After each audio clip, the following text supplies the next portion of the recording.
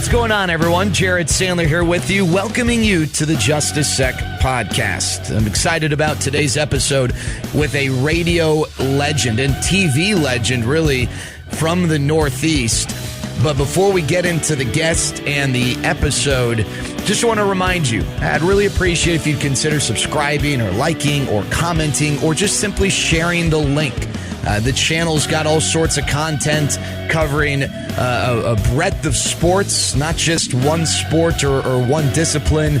Interviews that are serious, that are intended maybe to have more levity, commentaries, trying to cover the relevant subjects in the sports world. And I encourage you to browse around the channel and, again, see what you like and maybe what your friends and family might like. And if you feel compelled to share, well, I certainly would not decline if you were to do that and would appreciate that for sure. All right, episode 37 of the Just a Sec podcast, as I mentioned, is with a true legend. There are certain people in any industry that they transcend a region and you know about them, even if you've never met them or maybe even if you haven't, in this case, listened to them. It took me a while in my broadcasting life before I did listen to Howard Eskin, who is a fixture in Philadelphia and the Northeast, and in a lot of ways a pioneer. He's not someone who shies away from controversy. He's not someone who is unafraid to stir it up, but in a lot of ways that's in part why he is so renowned and has had the success that he's had. He's not liked by everyone, and he's not afraid to address that and acknowledge that. He's someone who works his tail off and someone who helped shape the sports radio industry that we know today. And so I'm excited for you to hear my conversation, episode 37 of the Just a Sec conversation with Philadelphia radio and TV legend Howard Eskin. All right, Howard, so the first question is kind of a toss-up, taken whichever direction you'd like, but when you think back to your childhood, what are the things that stand out most to you?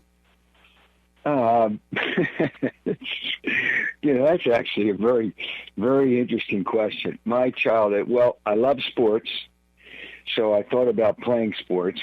Now, I don't know when I started. I don't know how young, but my father was a big sports fan. I don't think I was a bad kid. I think I was a good kid because if I didn't listen to my parents, I was in deep trouble. But sports,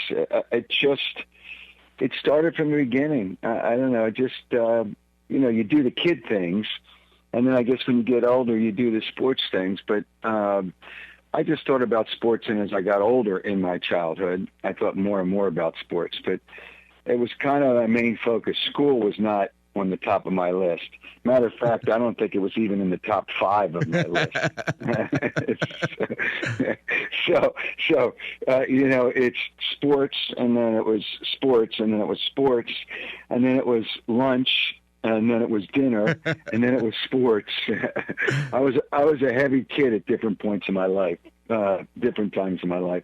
I don't know how heavy I was as a kid, but I got heavier in high school. I was a heavy kid, and then I lost weight, 60-some pounds in high school, and I've fought it ever since. So, but my childhood was one simple word, was sports was my biggest focus. And that's the thing that I always think about, and obviously led to what I think is a pretty good career. Some people may differ, but it's what it is. So, but I learned through the years more than sports, but it was activity along those lines. What was it about sports that captivated you and drew you in? I think it was because my father didn't play professionally, but he played in leagues, and he played different sports. He played in a softball league, and he, back then the fathers were in a bowling league, and I wasn't. Bowling was just kind of like a fun thing, but I never took it seriously. But I guess baseball was my first love because that was what my father always did. But that was the reason, I think, more than anything else. It was because my father, and it was fun.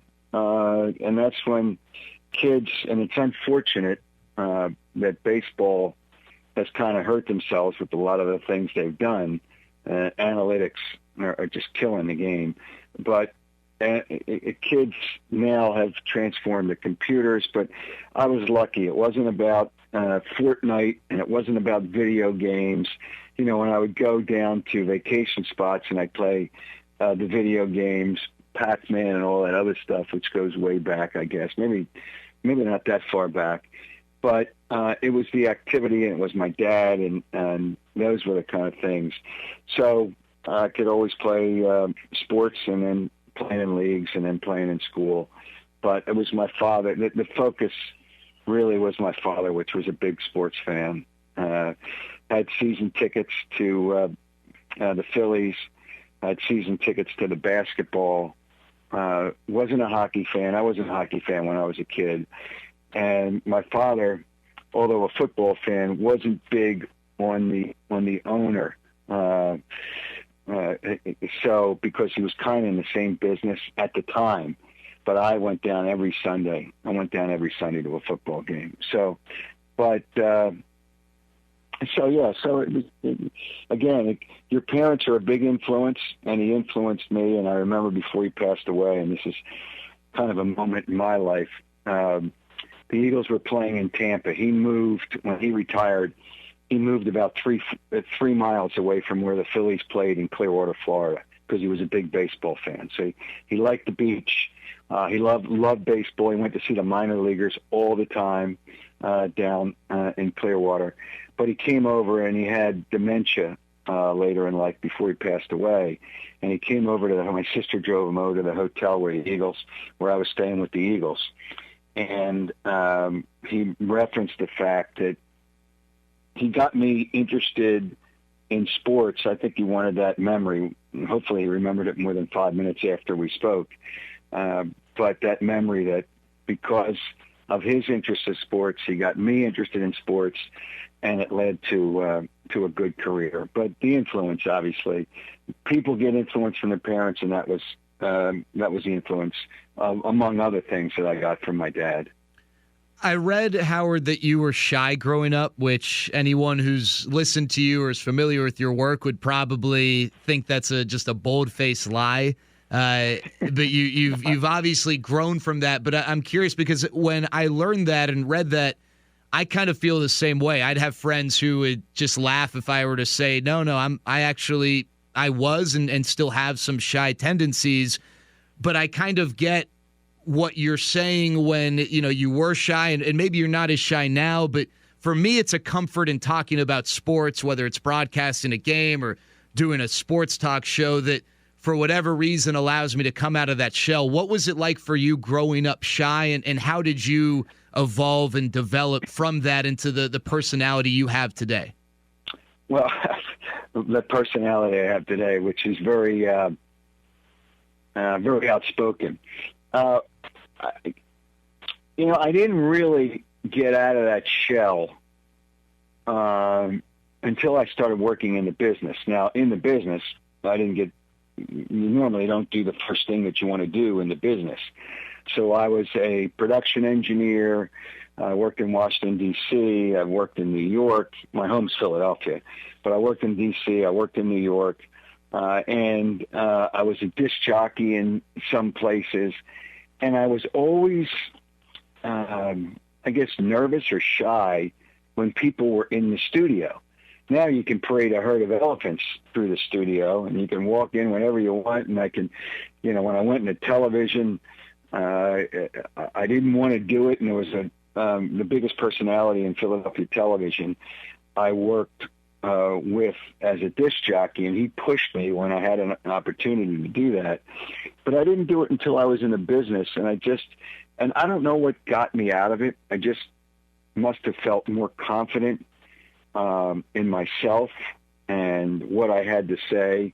But when I focused on sports, I didn't really think about the shyness that I had. It's amazing that I don't know where that in my stories, whatever, that I know I've said I was a shy guy when I was a kid, but it was just that I was just uncomfortable, I guess, outside of sports pretty much around, I'll say women. Back in high school, it was girls. So I'll share something with you. I never had a date in high school because I was just that shy. And I didn't feel like I was ready for television because I didn't feel like I was confident enough in myself. And this one guy's name is Jim O'Brien, who passed away in a parachuting accident in 1984. It's like a year after I got into television. And he was the one that kind of pushed me when I was offered a job because my radio show was so successful in television to be the main guy. And I really didn't want to do it. He told me he'd kick my ass if I didn't take the opportunity. So I just said, Jim, I'm really not comfortable in TV. But then Channel 3, which, networks have flip-flopped all over the place. At the time, it was NBC, now it's CBS. But whatever, they sent me to a coach. And because I was doing radio, now they don't train people anymore in television. They just throw them in there. Just do it. It doesn't make any difference. It really, the business has really become kind of a joke. It's a shame. It's not, television is not what it used to be in terms of sport and newscasts and what they do. But whatever, he just says, you better do this. And I guess the things that kind of brought me out of it, there's always moments. My first night in television was September 20th, 1982. I was it's called, I'm sure you've heard of the Maxwell Club in Texas. It's a big football club, and they give out awards each year, and they have a big luncheon. Now it's earlier in the year, but then it was on that day. So because I was new at the station put me at the head table, and Dick Vermeil and I are now good friends. But at the time, because I was critical of how hard and how much time he spent coaching players, I was critical of him in this approach. So he just ripped me a new one at this luncheon. This is my first day of television, and I haven't even been on the air yet. So now I get ripped at a luncheon by Dick Vermeil, who was then still coach of the Eagles. And then I'm getting ready to do my first night in television. And the NFL, I still see the clock in my head up on the wall. It was the 6 o'clock news. There was no 5 o'clock or 4 o'clock or whatever it is anymore. 6 o'clock news, and at 5:09, the NFL players called a strike. So now, instead of just getting ready for a sportscast, I'm the lead story in the newscast in my first day in television. So I didn't have time to think about being nervous. I didn't have time to remain in a shell. And it was probably one of the best things that ever happened to me, because once I did it, I says, man, I'm just being myself. I'm just talking about something. I was on the phone until I got on the air trying to get information about the strike and what was going on. And I was the lead story on my first night in television, and it kind of took me out of it. And when I did highlights, do highlights on the news, I know a lot of sportscasters script it. They write it out. And if you have the wrong tape that time, that can happen. And then you're reading something which is totally not what's on the screen. So I said to myself before I even did it, I am not scripting my highlights. I'm writing down, I know what plays are there, and I'm writing down the plays. And I don't know what I'm going to say. I just say it because I'm just back in my element of not being shy and just talking to people, real and natural. Just talk to people. And that's what I did. And the third night in television, the producer put the wrong highlight in. But I recognized who the player was while I'm looking at it. And I knew what happened in the game. And I said, at that point, I said, I didn't say it was cake, but I thought, this is going to be okay. And I just got more and more and more comfortable with myself while I was talking to people. And you don't focus in television on how many people are watching. You just focus on talking to one person. And because, again, I was talking about something I was comfortable with, I became more and more relaxed in doing what I did. And now I'll say. Well, in today's world, you can't say whatever because you're going to get in trouble if you say whatever, which is kind of a problem. You can't. But I'm still outspoken. I'll still have my opinion. I'll still say things. I'll still I don't think I know people don't want to hear it. I don't think there should be baseball or basketball right now. Hockey's irrelevant. They're not even playing in this country anyway. Playing outside the country when they start playing again. I kidded with the guys on the radio station this morning here in Philadelphia, WIP, and it's two hockey guys on the air. I said, I don't care about hockey. I started whining. They said, it's not even in this country. It's outside the country. So, but the reality is, I'm outspoken. People don't want to hear it. Our salespeople don't want to hear it because they're trying to convince people to buy advertising for what's coming up. And I hope there's football. I hope there's all of them, but I hope we're safe too. But the reality is, I'm getting away from the point. The point is, I am very outspoken, and I'm not afraid to be outspoken. And it's just a comfort that I got probably in the first of doing talk radio. I started doing talk radio back when hardly anybody was doing it, back in 1979. And I just got more comfortable by doing it. It took me about 3 months, and then the program director says, just say what you think. Okay, here it comes. And if the guy's a dope, the guy's a dope. If the guy's a moron, the guy's a moron. And I'll call him a moron, and I'll call him a dope if he has no clue, after I've tried to explain something to him and he doesn't want to hear it. So it's an evolution of things, and I can't say I'd ever change anything that I ever did. Maybe I wished I wasn't as shy when I was a kid. But, hey, listen, I played sports, and it was a focus, and maybe that led me to where I am today. Who knows? And who knows where I am today? Who the hell knows where I am today? So that's another part of it, too. Well, Howard, I'm curious, was there a wall you had to break through from bosses or people who tried to temper your personality, or has that always been invited, or for the most part, has it always been invited throughout your various steps? Well, there were times, I'm sure, because I still believe that I did. I don't know if I was the first full-time sports talk show. Well, I was the first full-time sports talk show. I started in '86 in New York. There's a station, I don't know if the people there know about, WFAN, which is a big talk station in New York. So they started in like late '87, '88, but our station wasn't full-time sports. The general manager wanted to do that eventually. So, when I thought back and when I started doing it, I don't know if I was different, and because there wasn't that many people out there in '79, but I was outspoken.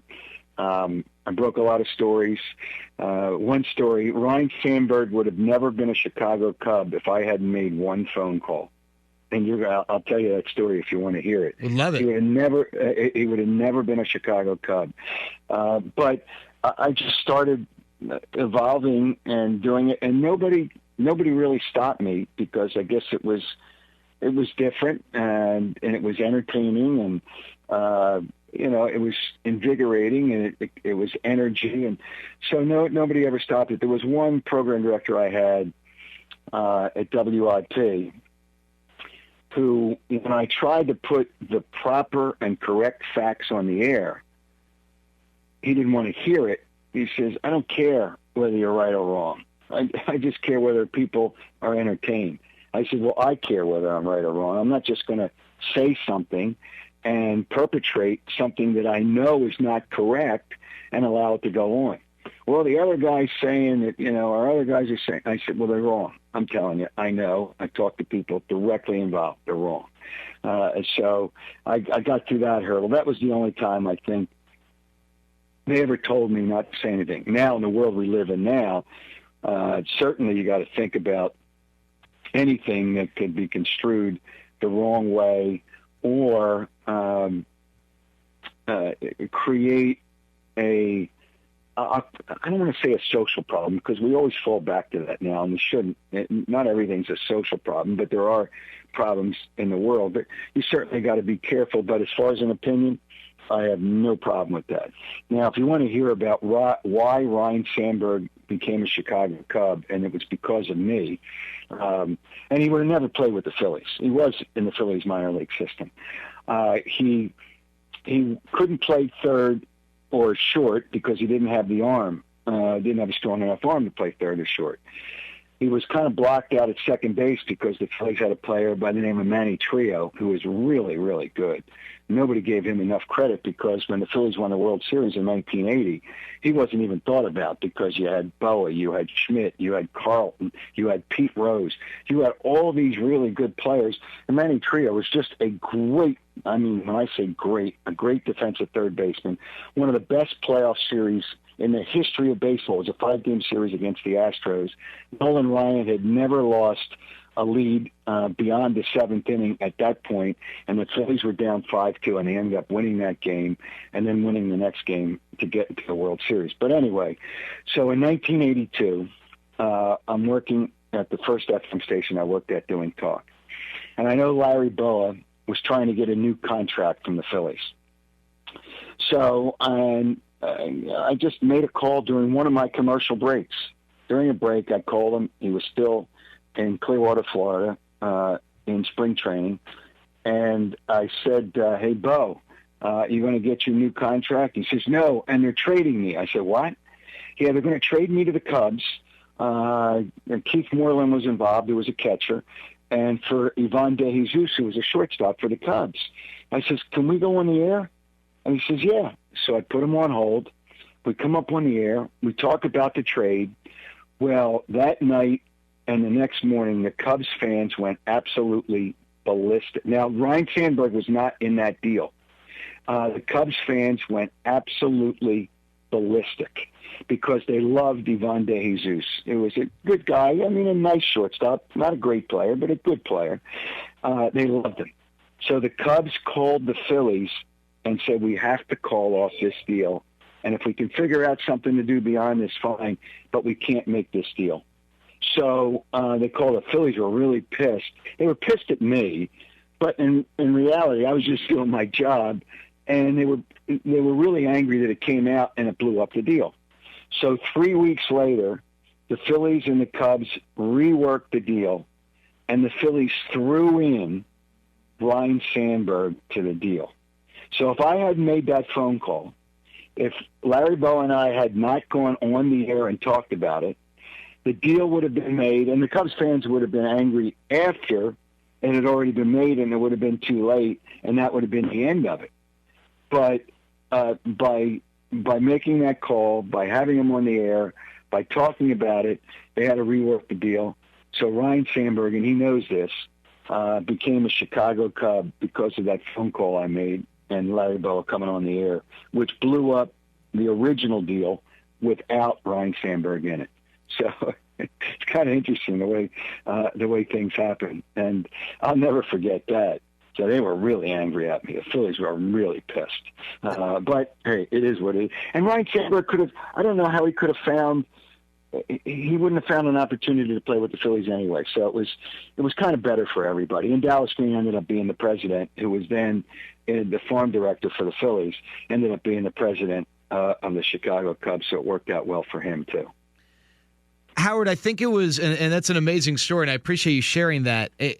Along those lines, I think it was this offseason in baseball where the Red Sox and Dodgers had a trade that involved Mookie Betts, but there was such an uproar from fans, and I don't know if that is exactly why the deal was put on hold and then ultimately reworked, but there was a legitimate period of time where that deal was reported as done, and then nope, it wasn't done, and we're not talking about 24 hours later the deal got consummated. I want to say it was a week, maybe more, certainly a few days, but I guess I'm curious, how much of an influence do you think now social media is a part of it? You know, it wasn't back then with your Ryne Sandberg story, but how much of an influence do you think social media and then the sports media that controls the conversation can have on a team or a decision maker like a general manager?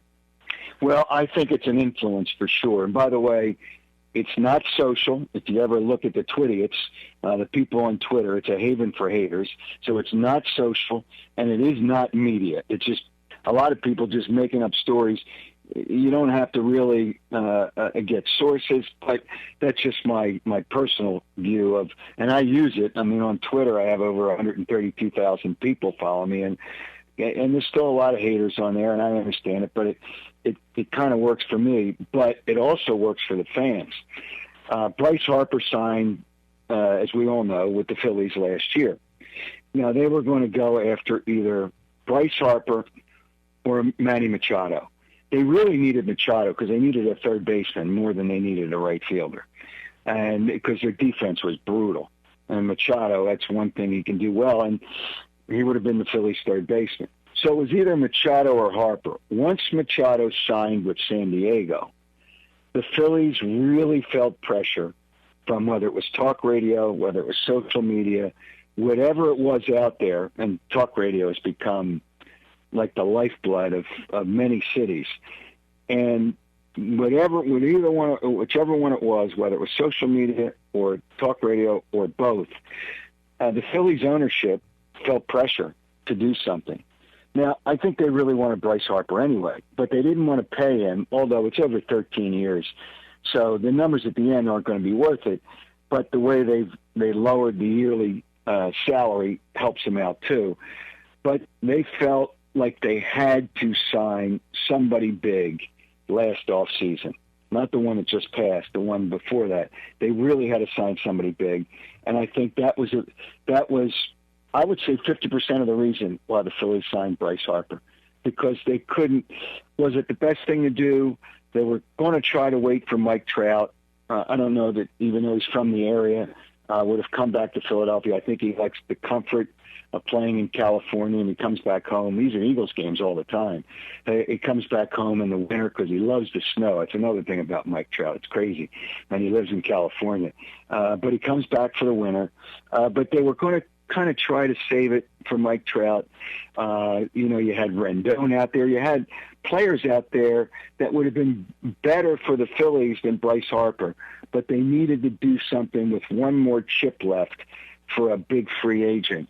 And but it was a big part of the influence of the fans I think that's why Bryce Harper is a Philly. A big reason why Bryce Harper is a Philly. Howard, I have a few questions about the way you go about things. And one thing I know you do, and I've read that it's something that was and I think still is important to you, is just showing up. And I think that is something that, for whatever reason, and I'm just a few years younger than you, but it is something that I grew up with, the understanding that if you're going to talk about someone, that you need to be there. And not only does it help just from a familiarity and making sure that you've got your stuff together, but it's the right thing to do.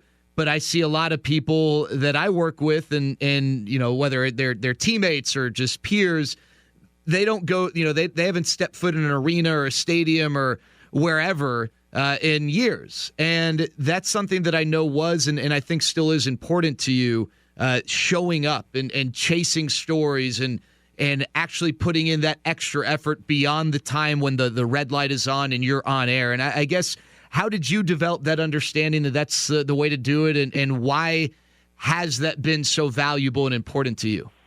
Well, I think in the end, the players respect you for it. They may not they don't a lot of times like what you said. I've gotten into some almost fights when players wanted to come after me.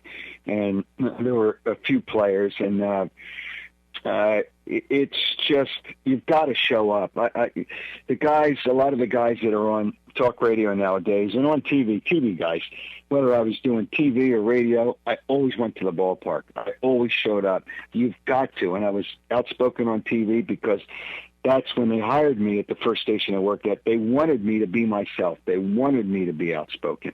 And obviously on radio, you really have to go down. I call these guys on the air now hit and run. They hit and they run, and you never see them. And you got to. That's why sometimes the writers are so soft with these guys. They're afraid players won't talk to them. In the end, and Bryce Harper told me this last year when he came, and I got to know Bryce, who I didn't know him, what kind of person he was. I saw the one soundbite that we always see from Bryce. That was a clown question, bro. And it looked like he was mad. And maybe it was out of context, maybe it wasn't. But Jason Worth, who I've become friends with, we did not have a good, at first, we didn't have a good relationship. And he and Bryce Harper are good friends, obviously teammates for quite a while. And the Jason Worth story was I had Charlie Manuel came after me one time because I didn't think Charlie Manuel, he's a great person, but he was really a weak, I'm a brutal manager. Brutal. I mean, it's just brutal. Guys just put him out there and they played. Oh, Charlie Manuel. So the team wasn't playing well, and I said something about Charlie being tough because I just saw something before that game where Lou Piniella was all over his players. And sometimes you have to be tough with them. Sometimes you have to know when to be tough with them. So he said to me, you don't think I asked him a question about being tougher with his players. You don't think I'm tough enough? Why don't you step into my office? I'll show you I'm tough enough. I said, so sure enough, I didn't back down because I was at the news conference. So I walk around. He walks one way back to his office. The media walks the other. He's waiting for me at his office. He says, you coming in? I said, yep, I'm coming in. So the PR guy said, well, I'll stay out here. I said, no, you can come in too. It doesn't matter to me. And then he had a couple of coaches there. So we got on to yelling at each other. And I said, you don't have to be tough on me. It's those guys out there you need to be tough on. This is ridiculous. He says, you've been ripping me for 3 years. And then in my mind, I have to calculate really quickly. He wasn't there 3 years yet. I says, he was there basically a little over 2. It was into the third year. I says, you've been here 3 years? And he came flying around the desk, behind his desk, and came after me. And I'll never forget Milt Thompson. No, he wasn't going to hit me. Milt Thompson holds him back. I says, this is ridiculous.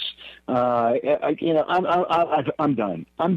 I says, I'm out of here. I'm going to the locker room. So then he walks by in the locker room, and I'm waiting for a pitcher who didn't last 2 seconds with the Phillies, a guy named Freddie Garcia. Brutal. What a brutal pitcher. So we're waiting for him in his locker, and he's walking by. He said, I should drop you right here. I says, why don't you grow up? And he says, I've been growed up. So that was just one of the times. But I was there, and Charlie and I, we BS with each other. We talk to each other when we see each other, usually in spring training, at times during the year. It's with the team. We won't see anybody this year because we're not going to have contact, I don't think, with anybody. It'll be all Zoom calls. But so that was one of them. Mitch Williams was another because I said on the air that the Phillies shouldn't sign him to a 3-year contract because those guys that throw hard can lose their fastball at any 3-year contracts now, nothing. Their fastball at any time. Well, sure enough, after I rip him, he goes ballistic on me. He says, I'm in the manager's office. He said, you. I said, I have a name. He says, yeah, I want to see you. So I come out in the locker room. So, somebody told me what you said on the air. I says, yeah. Why don't you tell me what you heard, and then I'll tell you whether I actually said that. And so he told me, I says, yeah, guys that throw hard, I don't think you can give long-term big money contracts to. It's my opinion. So he says, I should drop you right here. I said, I'll tell you what, why don't we go outside the locker room and then you say and do whatever you want. And I knew he wouldn't. If he did, he'd kick my ass. So I would have been, fried. But you can't back down. And then sure enough, like it was the next day. And one of the reasons I wasn't a big Mitch Williams fan, and again, now we're friends, was he walked too many people. So he comes in, he's got a 1-run lead in this game. It's the 9th inning. He gets 2 outs. He walks 2. Then there's a double. Phillies lose the game. So one of the players told me, he says, boy, that Howard Eskin's going to, he told him, Howard Eskin's going to come after me now. He says, oh, my gosh, it's going to kill me. So, in essence, I did. That was one of the reasons. So we talked about it and kind of got through it. Tug McGraw was one of those guys that, I had some differences of opinion. John Kruk was a stupid reason for doing it. But, you got to be honest with yourself. And in the end, football players that I've criticized, like Randall Cunningham, I would bury him because all he cared about was himself when he was with the Eagles. That's all he cared about. Now we're very friendly. He was in Philadelphia last year at a game. Hey, Howie, how are you? Do I have his number if I ever need to get in touch with him? It's crazy. But anyway, back to the Charlie Manuel thing with Jason Worth. So, and because I wanted to get to the Bryce Harper thing, he told me something very interesting. Jason Worth stared me down. I was on ESPN the next morning after this, and the person, the anchor, asked me, "Did anybody in the locker room say anything to you?" I said, "No, but there wasn't many guys in the locker room. But Jason Worth, this guy Jason Worth, it was his first year with the Phillies, stared me down." And I said, "Who the hell is Jason Worth? A marginal major league ball player." And I said that because he was making like $700,000 a year. They signed him. He was injured in the Dodger organization, whatever. So he didn't say anything to me the entire year. And then when they won the division, he poured champagne on me, not out of happiness, but out of anger. And he said to me, "Marginal major league ball player, huh? Marginal major league ball player?" He says, "You waited all year to tell me that?" So we sat down and talked after the season, understood it, told Harper the story, and what Harper said to me, he said, "Listen, I know it's your job, and we'll see what happens. If you have any thing to say, you have the right to say it, and I can't be mad at you if you're doing your job." I said, "Okay, great." I says, "I'm sure there'll be something along the way." I didn't like his backing of Blake Snell this year when Blake Snell, that moron, said, "Hey, bro, I'm risking my life." Come on, just shut up and take your money. That's all you want is your money anyway. But I didn't like that, and I've said things whether he heard it or not. But Harper and I get along great. But the fact that he said that to me was good. And there's players that understand it. Eagles players, once they leave, once they separate themselves, Allen Iverson is everybody knows who Iverson is. Oh, I would kill him all the time. He'd come to practice, whether it was late or he wasn't in the best shape because he was out all night, whatever it was. And now he loves me. Every time he sees me, "Hey, I love you." So he maybe realized that I was just doing my job, but he had to separate himself from that. So in the end, I really, some players may never talk to you again. It's just, hey, that's life. But you got to do the right thing, and that's why I am the way I am. But they have to respect me because I show up. They have to, and if they don't, that's their fault. Because I'm there if you want to talk. If you want to talk to me, whether it's I say coach has to be fired and that's happened, whatever it is, and they want to talk to me, I'll sit down and talk with you and explain. You can explain to me your side, and I would be happy to explain that on the air if you so choose. So I just learned to do that. You have to have some guts though when you walk in there. It's not easy after you rip a guy walking in there. And that's the one thing I had to. It didn't take me long, but it took me a little while. I got to go in there, and when I go in there, I think they'll understand. If they want to talk to me, I'm here. If they want to talk to me, one. All right, so we've kind of talked about, your personality and your style, and some of that comes from TV. A lot, I think that people are familiar with here recently on the radio, and you hosted for 25 years, and you're in, I'm sure, countless halls of fame. I know at least a few, and are incredibly well known throughout the country because of the success you had. And you did sports talk radio, I think with WIP before that was a big deal around the country, where now you go to markets and there are multiple sports talk stations, sports radio stations, and they're just, that wasn't the case when you started. So I guess when you think to your 25 years as a host, and I know you're still obviously very active, but what are the things that stand out to you about the evolution of your career and the industry, and where it was when it started, and how it just continued to grow and become the I don't mean monster in a bad way, but the monster of an influence that sports radio has to this day? It really has.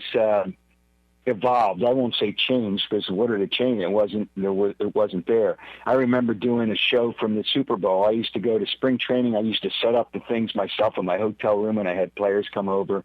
At the Super Bowl, I was there when there were, I think at most, there wasn't even 10 stations there.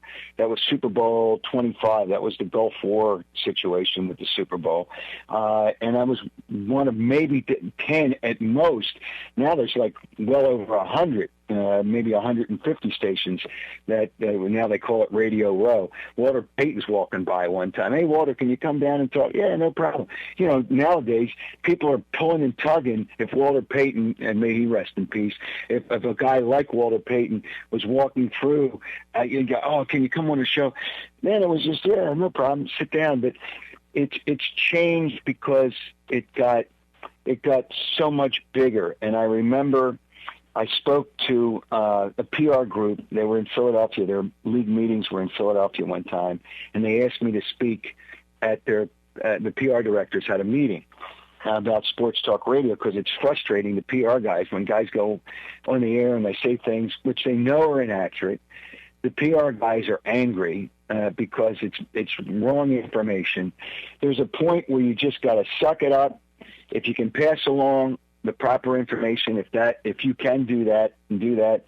And if they don't want to pay attention, which in a lot of cases they don't, you just got to move on, and you've got to suck it up and accept it. I even get angry. I mean, I don't do a show every day now during afternoon drive, but I'm on like 4 shows a week and have my own show on Saturday, because after 25 years of afternoon drive, I wanted to leave. No, we want you to stay.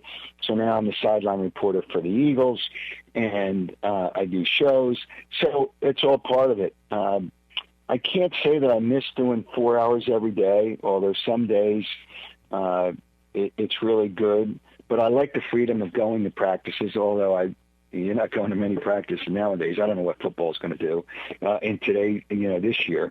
But I enjoy talking to the players. I enjoy that I don't have to rush back to the station. I enjoy being at sometimes at the beginning of games. But whatever the case, radio has changed because people just want to be. I don't want to say this in a bad way, but I'm going to say it anyway because that's who I am. You just don't have to be a loudmouth. I mean, you just don't have to be a guy just screaming and yelling, just to scream and yell. And you don't have to be a guy. You can be entertaining and informative, but now guys worry too much because it's just the way the business is about if I just throw out something that gets people angry, even though it's not correct, that's fine. And that's the part that disappoints me a little bit. I mean, television, sports, guys are they're mailing it in. I mean, some of these guys doing TV want to be taken away in handcuffs for stealing money because they don't do anything. They just have the producer put the sportscast together. They read the highlights, and they're in and out, and that's the end of it. Never seen. We have sportscasters in Philadelphia. They need directions to get to the stadiums. I mean, they're never there, never. And that's a part of it that I don't like. Again, I'm not going to change it. It's already gone. As long as the ratings at WIP are off the charts, some guys don't care about being wrong. Some guys do. But there was an evolution. Somebody told I had a Twitter fight with LeVar Arrington. If people don't remember, he was a linebacker at Penn State who was a pain in the ass for Joe Paterno, and then he was doing a sports talk show in Washington. Now I think he might do some things for Fox Sports Network, but we had it because he said something stupid, and I challenged him on Twitter. He didn't even know who I was. And somebody on Twitter said, LeVar, if it wasn't for Howard Eskin, you wouldn't even have the job you have today. Meaning, and Tim Brando, who I still think works for CBS, said one time, it made me feel good. I was at Radio Row at the Super Bowl. He says, a lot of this is because of you, of the way you started. And it's not just me, and other people did sports talk radio, but it became very successful. And I can't say that I would have changed anything, but it's different than it was. But it is an explosion in America.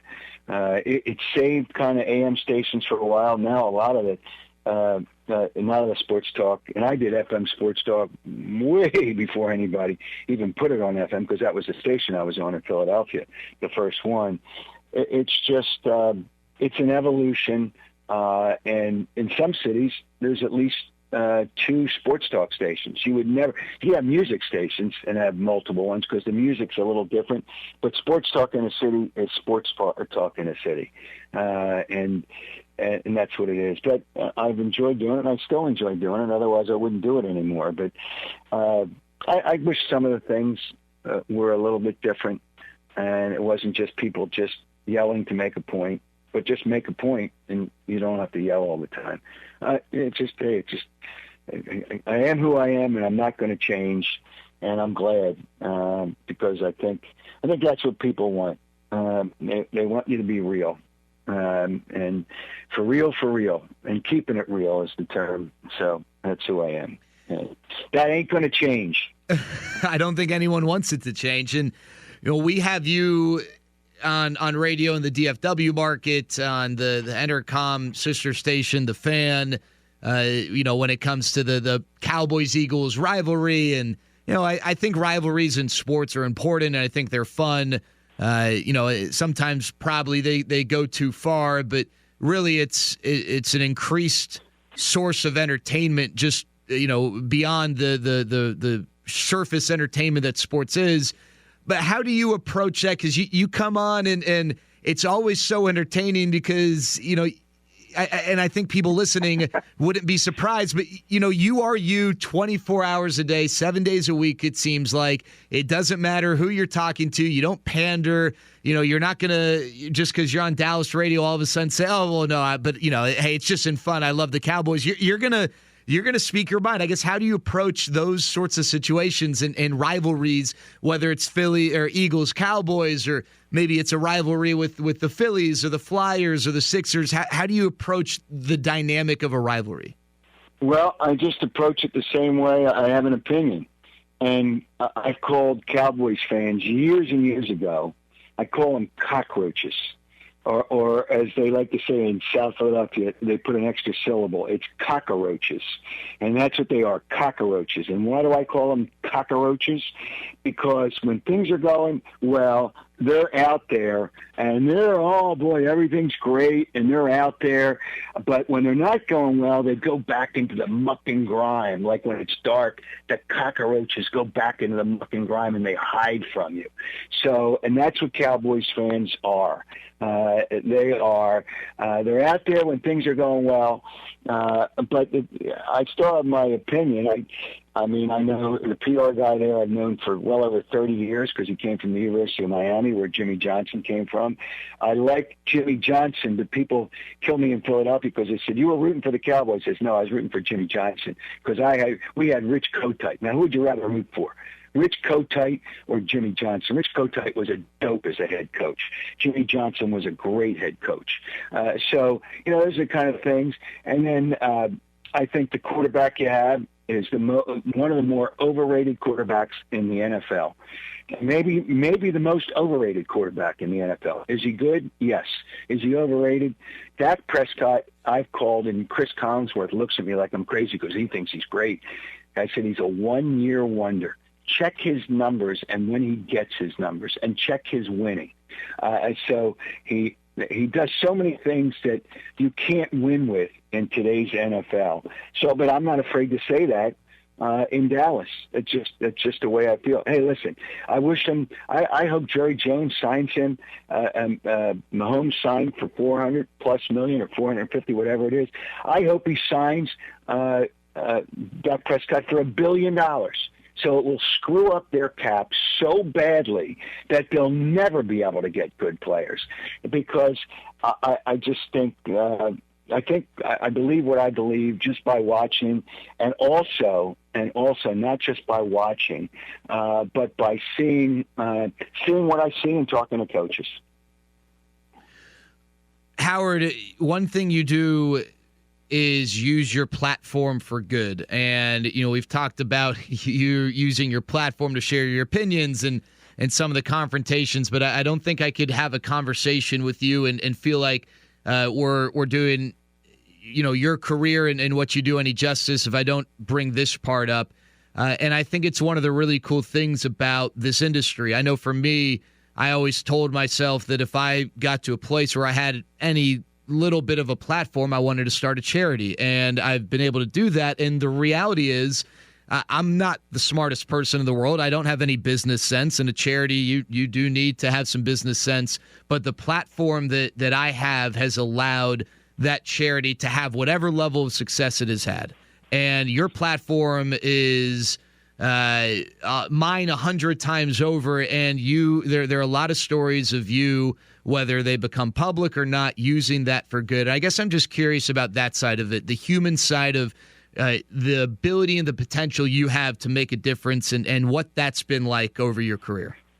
Well, I remember back, I was at a function with Julius Erving, and I think one of his sisters had lupus. So we were at a fundraiser for lupus, and he says, we as celebrities, his obviously celebrity status is a little bigger than mine, have to use what we have, or should use what we have, to help people.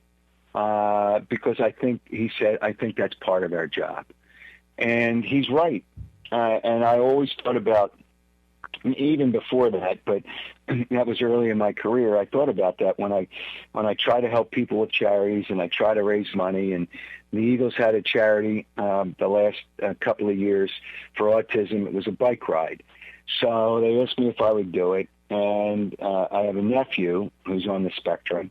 But I do it for other charities. I'm going to do something for food or Phil Abundance, which helps people that don't have enough food, and animal shelters because of the situation. There's not enough pets that are being adopted, and I've done it for leukemia. But the autism thing and the bike ride, it got to be such a. I just pushed and pushed. I raised close to $300,000 in 2 years, and I just still don't know how I did it. I got Mike Trout. He's been, guys like him. He donated. I saw it, a donation come through for $2,700, obviously for his number. Kobe Bryant made a donation for $2,408. 24 and 8 were his two numbers in the NBA. I've known Kobe since high school and his grandparents and his dad. But it's not just those people, it's other people. So that helps in the platform that you have to raise money. And if it's just, I don't know, just helping people that aren't as fortunate. Thank God I have my health. Thank God my kids have their health. Thank God my daughter just graduated Syracuse, and she had a 3.9, which is great, and hopefully she'll get a job in the world we're in right now. My other kids are doing well, and my oldest son is the program director of the radio station I work for. He's the other people's boss. He will never be my boss. I was going to ask you about that. Yeah, he'll never be my boss. Never. But he did it on his own, and I didn't tell him what direction he could go in. He went to Syracuse, to Newhouse, to the broadcast part of it there. So he worked his way up and worked in different cities, but they're all doing well. I have a son that makes movies for Disney. So he went to the film school at USC. So and then I have 5 kids, and they're all doing well, and I'm sure my daughter will do well. But it's just so they're healthy, and that's great. I don't want to get off the point here. So I'm lucky.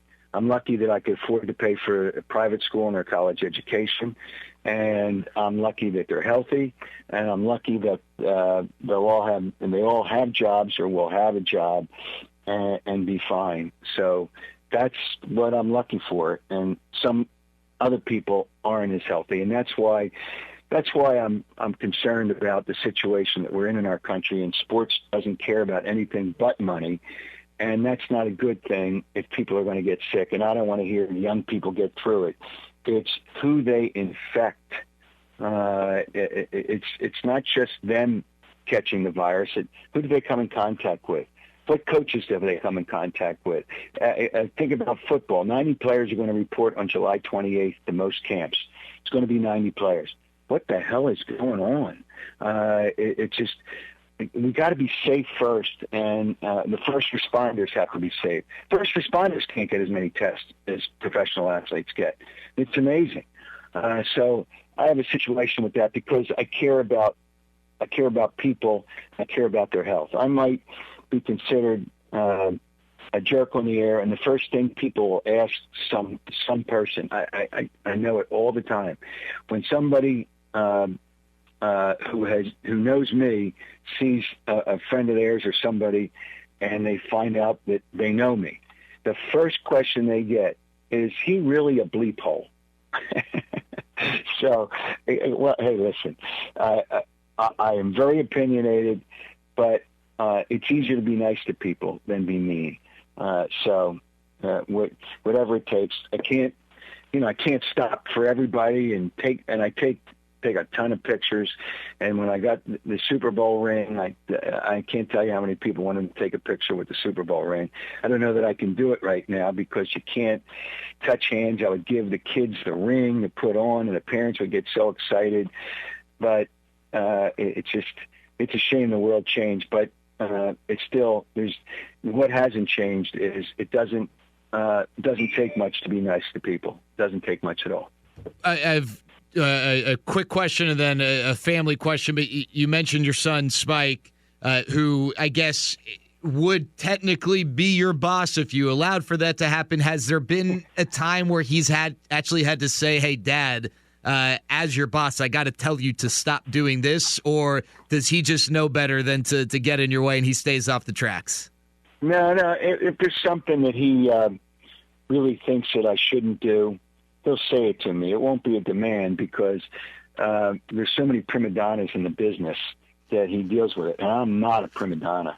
I'm not. I listen more than most of the people there. But, yeah, if he needs to say something to me, he will.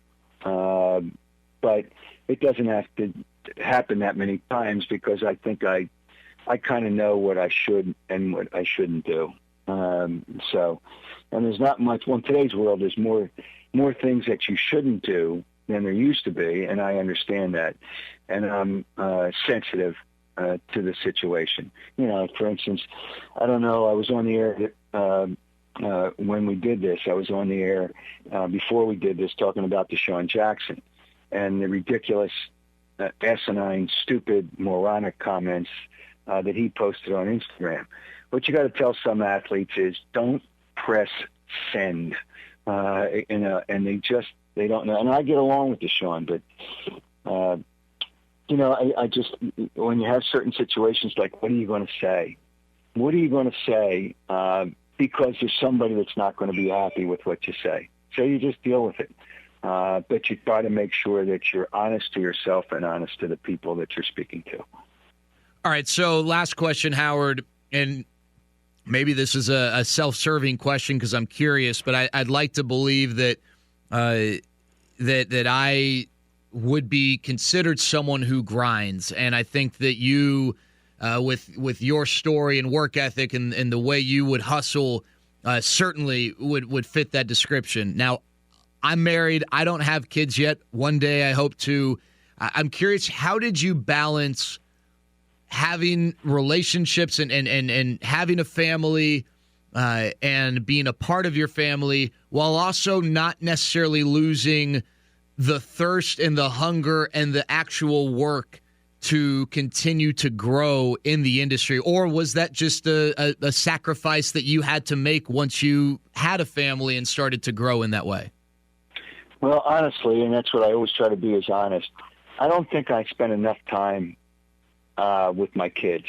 And I don't look back, and they're all okay with it. They don't look at it like that. It's like the son that's the boss of the other people at WIP and not my boss. I took down the spring training a couple of times, and he got to meet he has a really cool picture with Steve Carlton because I got along with Carlton very well. He's got a picture. Pete Rose always took care of him, gave him a bunch of stuff all the time. He met Wayne Gretzky. He had no clue, none, who Wayne Gretzky was. He was like 6 years old. Now, why would he have any idea who Wayne? I did an interview with Gretzky, and I took him along. So I tried to take him, but I guess I didn't go to games as much with him because you couldn't sit down when you sat down on stands, and my family had really good season tickets behind the visitors' dugout for baseball and, floor seats for basketball. It was just not comfortable it wasn't that it was uncomfortable. I shouldn't say that. It was difficult because people would come up to you all the time, and it really, it was really just between the work and the difficulty with taking them around. I didn't do enough, but I guess in their minds, from what they tell me, I did plenty, but I just never felt that I did enough. It's a hard balance to make, and I put so much time into my job and doing what I was doing. I don't know how I would do it differently, but I would think about it if I had it to do over again, just to add a little more time and maybe not go to every game, but go to 90% of the games, different things along those lines. I would go to every game. I would go to every game, every sport. It's crazy. It was crazy. And so we'll do something. I try to do it now, but I would do it a little differently if I was doing it, but I don't want to give up the desire to do the best job I could possibly do. It's really a tough. The real answer, it's really a tough balance. It really is a tough balance because sports is at night. It's a nighttime. It's basically at night, and that's what's difficult about that.